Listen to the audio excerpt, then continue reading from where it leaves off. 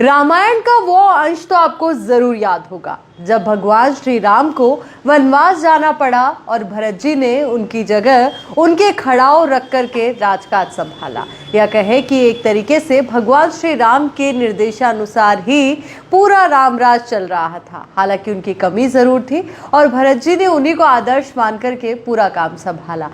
ऐसा ही कुछ नजारा आज दिल्ली में नजर आया। दिल्ली की नई मुख्यमंत्री आतिशी ने अपना पदभार संभाला, पर एक कुर्सी बगल में ही खाली छोड़ दी, जिसको लेकर के उन्होंने कहा कि जिस तरीके से भरत जी ने खड़ाऊ रखकर राम जी के कार्यभार संभाला था, बिल्कुल मैं भी अरविंद केजरीवाल जी के लिए जगह खाली छोड़ करके दूसरी कुर्सी पर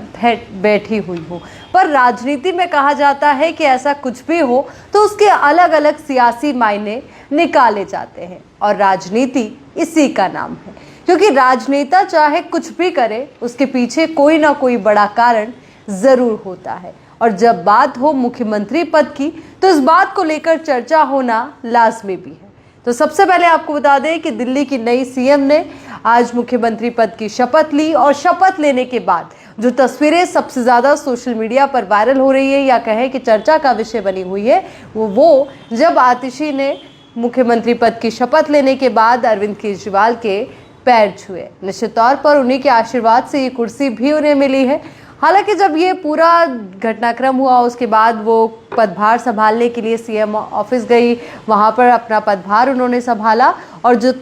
घटनाक्रम जिसकी चर्चा हम कर रहे हैं कि कुर्सी उन्होंने खाली छोड़ दी और सारी औपचारिकताएं उन्होंने पूरी की। अब हो सकता है इस पूरे घटनाक्रम को लेकर के आपका एक अलग मत हो, आप इसे सही मान रहे हो सकता है कि आप इसे गलत भी मान रहे हो, क्योंकि ये राजनीति का तराजू है, सब अपने अपने हिसाब से इसे तोलेंगे। तो वहीं बीजेपी ने अब इस पूरे मामले को लेकर के बड़ा बयान दिया है। बीजेपी ने कहा कि आदर्श नहीं है, क्योंकि यहाँ पर आतिशी ने सिर्फ जिस तरीके से वहाँ पर अरविंद केजरीवाल के लिए कुर्सी खाली छोड़ी है, वहाँ से दिल्ली की आम जनता को भी ठेस पहुँची है, मुख्यमंत्री पद की गरिमा को भी ठेस पहुँची है। उन्होंने ये कहा कि यह आदर्शवाद बिल्कुल भी नहीं है और ये सिर्फ और सिर्फ एक चापलूसी है।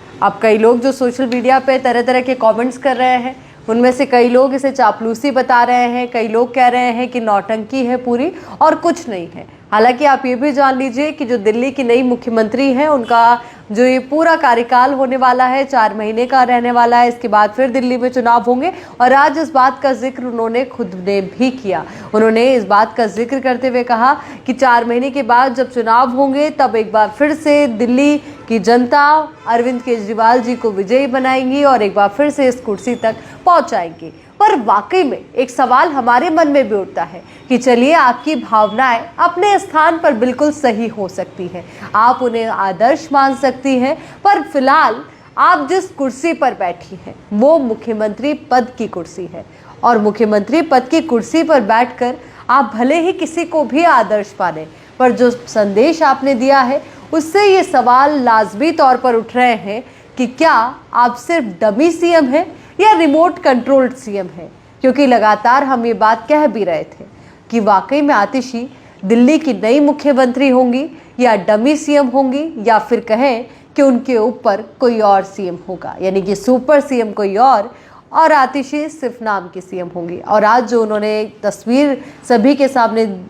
प्रदर्शित की है अरविंद केजरीवाल जी के लिए खाली कुर्सी छोड़कर, उसको भी देख करके कई लोग इसी तरीके के कयास लग रहे हैं। पर हालांकि हकीकत क्या होगी आने वाले 4 महीनों का कार्यकाल ही तय करेगा। वो ही बताएगा कि दिल्ली की दशा क्या होगी, देश की राजधानी का हाल क्या होगा।